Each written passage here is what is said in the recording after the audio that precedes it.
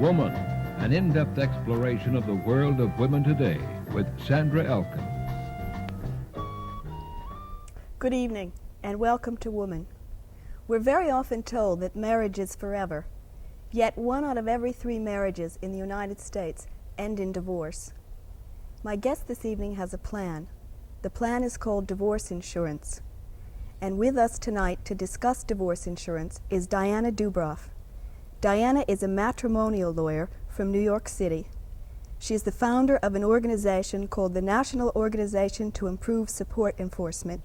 She's also chairman of the Family Law Committee of the New York State Trial Lawyers Association. Diana, welcome, and thank you for coming. Thank you, Sandy. I have a question. Why don't you call it marriage insurance? Why is it divorce insurance? Sandy, I am calling it marriage insurance, as a matter of fact, child support insurance. We started off by calling it divorce insurance just to shock people, to make them recognize the reality that divorce was possible after marriage, and that children had to be supported, and there should be some provision made by mature people who accept the responsibility.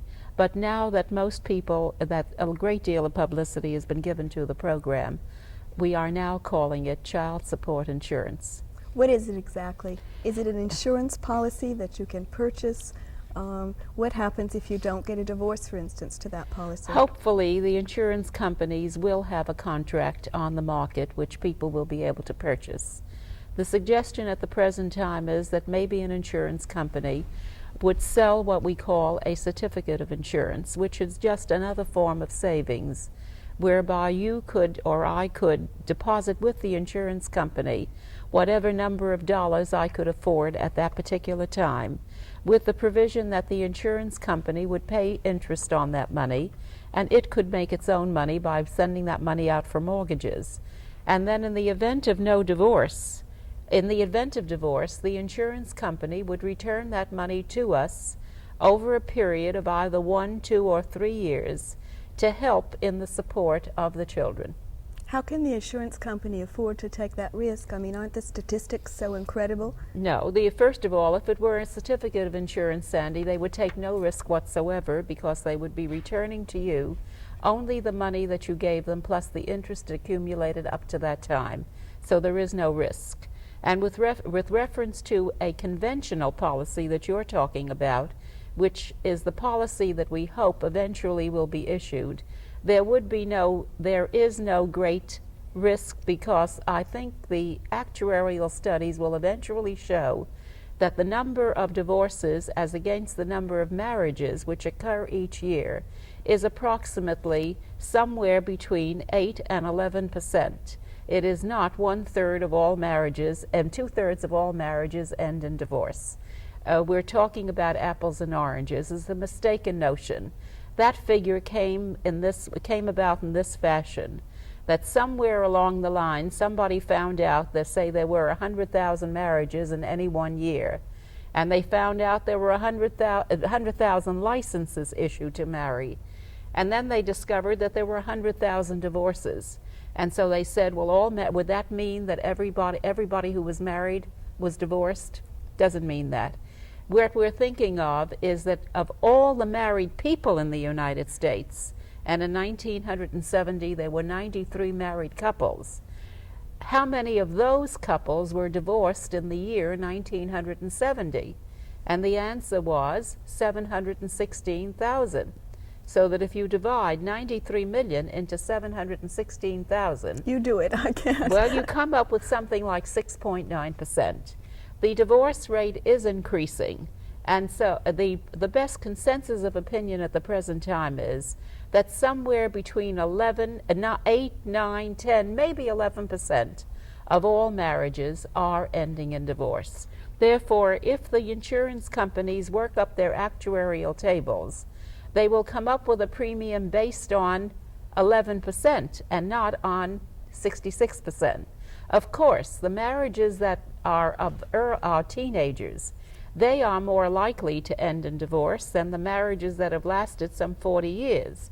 So I would say that the premiums for the teenagers would be much higher than the premiums for the older people. It isn't an impossible task at all.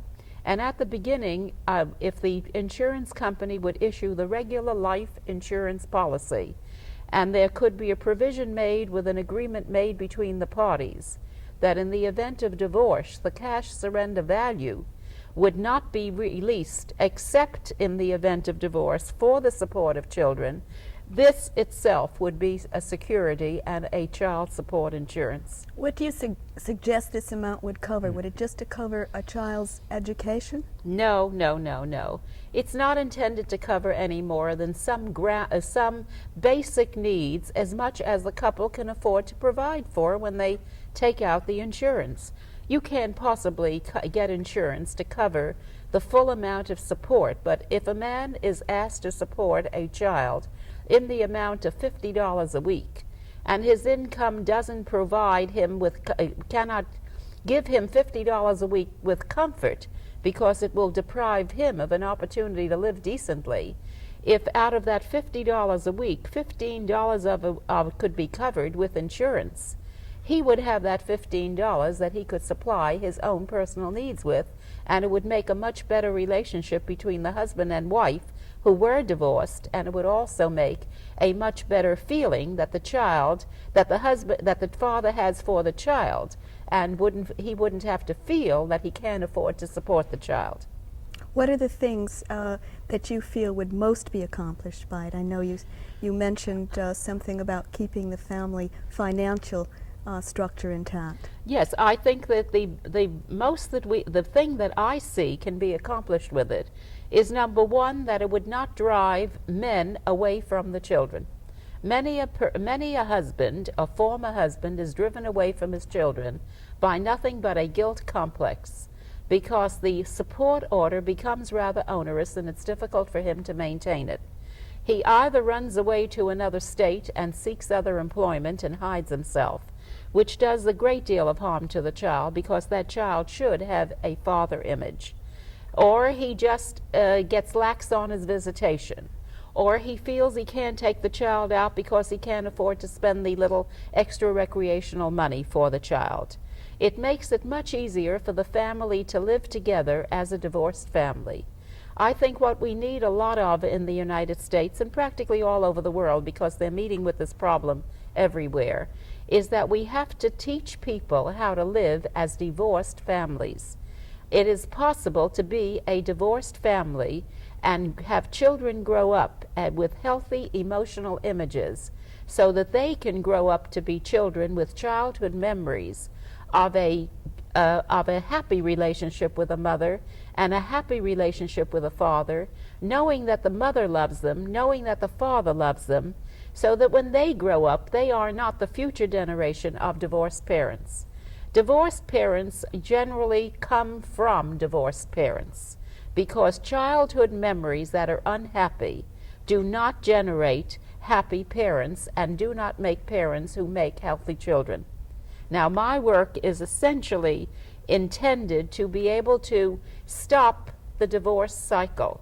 I don't want it to go on and on and on. Let's stop it. And it can be stopped if efforts will be made to teach a father and a mother who have separated because they no longer care to be with each other, to still remain the father and the mother for the child which they have borne.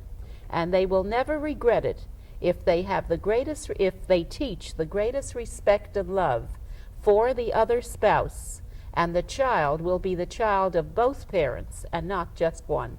This rarely happens, as I understand it. Unfortunately, it doesn't happen as often as it should happen. I do believe that our current thinking and much of our philosophy is leading in that direction. Let's talk about that. Let's talk about what the inadequacies of the present system are.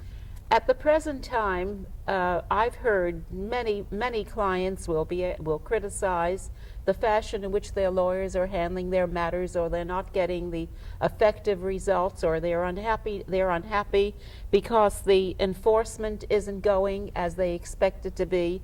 Actually, what they're saying is that the lawyer is not giving him the works.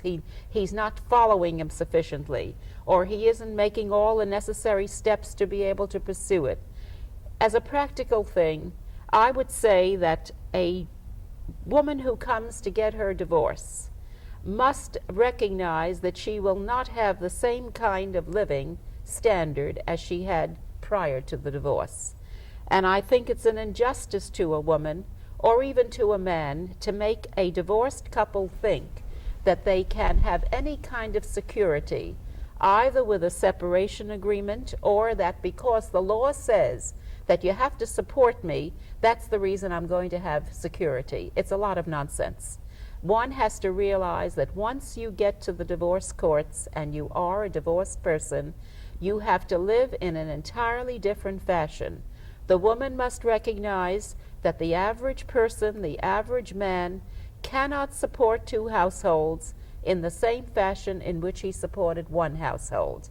And therefore she must be prepared to become eligible to enter the labor market. I don't like to see her leave young children, because then they are left alone, and this is not good. You sound like you're against alimony, Diana. Is that true? I can't say that I'm against alimony, but I am against a woman making herself a dependent and not wanting to break the umbilical tie.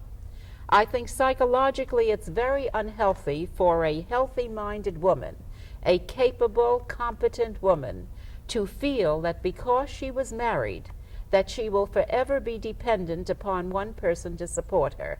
I think it's important that she be helped during a period when the children are young and she has invested a certain time of her life, that she be given enough money or enough time to restore her own productive activity.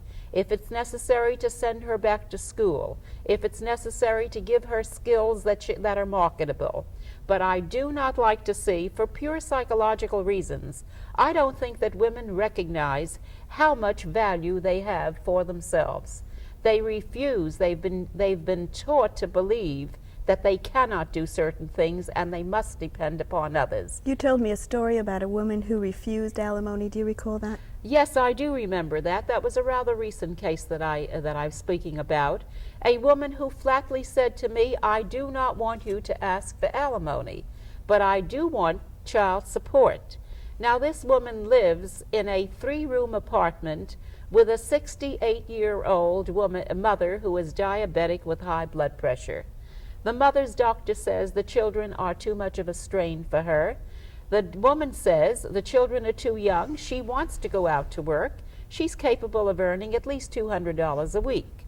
I said to the judge, now, Judge, we don't want alimony, but please give us enough child support so that we can go into our own apartment and we can have a housekeeper to take care of the children, to give the mother an opportunity to support herself and also to provide the little luxuries which are not being provided by the present support order. The judge said, no, you are not going to use a subterfuge. If you don't want alimony, I'm only going to give you enough for those children to be supported. And I said, Judge, what about the shelter? Don't they have to live somewhere? He says, then come in and ask for alimony and I'll give you shelter. Well, this to me just doesn't make any sense. Because even though she lives with the mother, and she shouldn't be living with the mother, those children should have enough to cover 2/3 of an apartment that the mother has for herself. Those children should have enough to cover for a housekeeper so the mother can go out and support herself. So this is the anomaly in which he left this woman, without any alimony, with a very minimum of $40 a week to support 2 children, and he was gracious enough to say that the father buy the food and buy the clothing and pay for the school. No money for rent, no money for vacations, no money for a little bit of recreation, no money for anything except the food. Why? Because she didn't ask for alimony. Of course, I can understand what's going on. We have some male judges who still haven't accepted the fact that women do want to be liberated. And maybe this was a male judge who was still of the old school. As between the two of us, I think I jokingly told him he was a chauvinist one time. What happened, Diana? What ultimately happened to the woman? What ultimately happened, at the moment she's living in a 3-room apartment with a 68-year-old woman. Same situation. With 2 children, and she cannot move out because she can't go to get that job. This is a very capable woman who can go out into the market doesn't need any skill training. She can walk out tomorrow and make from $175 to $200 a week, and he is not giving her the opportunity to do it. Is this a typical case? This is not unusual. I have had judges who have been far more forward-looking, and they have given me housekeepers' money, and they have given me proportionate share of rental. And I would say that attorneys might perhaps start educating the judges to make them recognize that it isn't necessary, and it's no subterfuge when you say we don't want alimony. We do it because it's psychologically much healthier for the woman not to get alimony if it's not necessary. And I don't like to see a woman get alimony who is a capable woman, and I want her to recognize that she's capable. I want her to know her own asset value. She's a very valuable person, and I want her to know it. And she has much greater respect for herself when she knows that. But I do say that since those children are there, Mr. Judge, you've got to understand that she's got to put a roof over their heads. And certainly because she goes out to work, and she doesn't, in this case, she doesn't even have the opportunity to go out. Let the judge, or if there were divorce insurance there, she might have used that money to be able to make this transition from her mother's 3-room apartment into her own apartment to pay for a housekeeper. Now, there's something that I didn't tell you about that case. There is a house which these people own. And so now we have to go back into court to get this house sold, and she's going to try to keep the cash that is part of hers in the house, and she then will use it to open up an apartment if she can manage it that way. But that's not the way it should be, because she should have that as a little nest egg for herself. There have been many, many bills that have been put forth in various state legislatures. One was the Blumenthal bill in New York State, the no-fault divorce insurance. Well, Sandy, when you're talking about no-fault divorce insurance, I'm going to quote what Professor Wheeler of the New England Law School said to me when he first heard me talk about the divorce insurance at the American Bar Association. He said, "You have zeroed right in and taken all the guts out of the arguments for no-fault divorce, because most of the reasons for acrimony and hostility and problems in divorce and negotiation settlements is just nothing but the financial situation. Settle that, and it's just nothing but an administrative procedure. So that if we could have something to help them through the crisis period financially, I believe that a lot of this no-fault discussion would fall by the wayside. It would not be necessary, because even if you have a fault ground, it doesn't make any difference. When you get to the actual bottom line of signing the papers, you just come to the decision, you withdraw your complaint or you don't withdraw, whatever it may be, and you really come to nothing except the nitty-gritty, how much, for how long, and that's all that it amounts to. I'd say get the financial aspect settled, and you'll eliminate much of the problems that exist in divorce today. And I have another message that I think might be important. I feel very strongly that it is the duty of the bar to begin to take a more active part in recognizing that we have a responsibility to the public, that if we do not accept the responsibility of knowing that we've got to understand this particular aspect of it, there is we don't want to generate dissatisfaction. We want to serve the public. We want to serve our women. We want to serve our families. We want to keep families of divorce together.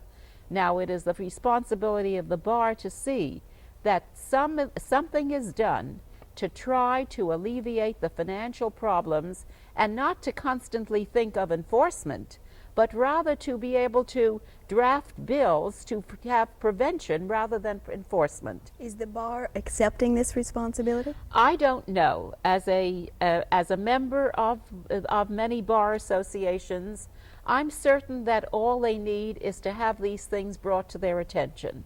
I do believe, too, that the matrimonial bar should perhaps have people in it that have a little bit more experience in some of the humanities. I think that the matrimonial attorney must not be satisfied with simply knowing what the enforcement and what the domestic relation law is. I believe that the matrimonial attorney should, either on his own or perhaps the Bar Association should offer courses in child psychology, courses in even financing a family, which perhaps most attorneys do know. There's so much involved in the matrimonial bar, which makes it a specialty. And I am firmly convinced, and I'm of the opinion, that this is a bar that should be a highly specialized bar. Which brings me to a question. How do men and women go about looking for a matrimonial attorney? I mean, how do you know who's good, who isn't good, who's competent? You know, there is no way of knowing who a good professional person is. My best answer is, generally, that the only way you make it, first of all, before you deal with a lawyer or before you deal with a doctor or a dentist, especially with a lawyer, you must have a personal rapport with that person. You must have absolute confidence in the integrity of that person. You must also feel that that person has the expertise. I don't think that any client coming to an attorney should ever feel that because you walked into the office that you're obligated to retain the attorney. You can shop around. I am absolutely of the opinion that it's a much cheaper thing in the long run. I personally practice that way, that you come into an office on a consultation basis, that you discuss your problem with the attorney, that you get an opinion as to whether or not you like the way this man or woman thinks of your problem, how he has expressed his understanding of your problem, that you do not stop at that point and make an immediate decision and say, I'm going to go on and do this. No, that it would be cheaper to go out and shop again and go to another attorney. But when you, and then ask around, ask friends, ask another attorney who might be a family attorney, who in your opinion is a specialist in the field. You might go into the courts even sometime. That's another little trick. In your particular case, well, sit there in the courts and watch the way some of them operate. Maybe it'll be your good luck to happen to find the one you like that way, the way he happens to say things. Mm-hmm. And I'd say this is extremely important before you make a decision. And then there's another thing which I believe engenders a great deal of hostility with clients, and that is when retainer agreements are not very specifically spelled out. Now, the other thing that a client has to understand is that when you're retaining an attorney, you must remember that that attorney has to make a living, has to pay rent, has to pay for secretaries.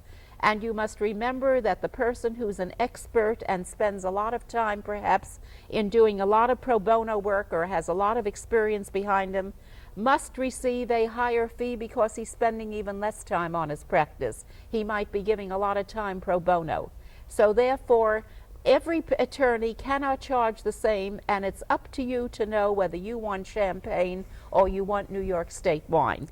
And if you can't afford champagne, look for the best New York State wine, and you may very well find somebody in the lower bracket who may do a better job for you than the person in the higher bracket. But this is only for the individual to make a decision. And by all means, do not start an action without a definite understanding, a written retainer, so you know your obligations and he knows his obligations. Diana, in the few minutes we have left, I'd like to discuss what happens to children of divorced parents as far as you're concerned. As far as I'm concerned, there is a great deal, there is a tragedy in our homes, in the homes of the children of people who are divorced. The tragedy occurs that the parents involuntarily and perhaps completely unconsciously have a certain hostility that they're acting out. It may result from perhaps not having enough money. It may result by the mother being overburdened and having to carry a job and feeling resentful about perhaps the man living a little bit more affluently. Whatever it is, unconsciously most of the time, and I don't say it's conscious, the children are put in the middle. And the divorced parents destroy their own children, and they make them emotional cripples. And I want to tell you what else they make them. They might just as well sign the book for the next divorce register, because those children growing up in that home do not know what it means to grow up in a healthy home. They don't have a healthy mother image or a healthy father image, and they are perfect candidates for the next generation of divorced parents. So my suggestion at this time is let us concentrate on learning how to live as divorced people, as divorced parents. It's, of course, the best thing is to learn how to get into a healthy marriage. But let's talk about, and that's a part of the education that belongs to the educators, that they should start in the very first grade to do that. The girls in Japan are taught what their culture is to be a wife when they're babies. We have to give more education to our children as to how to live as married people, as parents. If they're not having it in their home, at least they ought to have it in school. And maybe we can eliminate a lot of this. But at the moment, in order to meet the problem immediately, with the high rate of divorce that we have, and it's rising, for goodness sake, let's learn how to be positive about it and stop destroying our children. I understand that the children are your main concern. Is this They why are. you founded Noise? I founded Noise to make a lot of noise to be able to make people go for divorce, for child support. But I also am the president of the Noise Children of Divorce Fund, and that's a nonprofit organization. And the only purpose of that will be to explore and research and to be able to find out what it is that's destroying our children of divorce. We want to stop divorce. We wanted to stop destroying our children by divorce. You're also involved in something else. It's called Legal Services. Yes, indeed. I am about ready to file a petition with the Appellate Division for permission to operate a legal services corporation. And the purpose of that will be for attorneys to represent children who are being emotionally abused by these parents who are warring over custody, visitation, and support. If you have those problems, don't bring the children into it. Try to solve it amicably. Is this something you would hope other attorneys might duplicate in other parts of the country? I hope that every one of them, I'd be very happy to have attorneys write to me. We're forming a law committee. I'd be very happy if the person qualifies. We'd be very happy to include them perhaps in our work, because we would like to see more of these turned out. At the present time, emotionally abused children are the only kinds of citizens. Diane, I'm sorry, we're out of time. Oh, I'm sorry. Thank you so much. I thank you for the noise you made here tonight. Thank you very much. Good night. Thank you for watching. See you next week.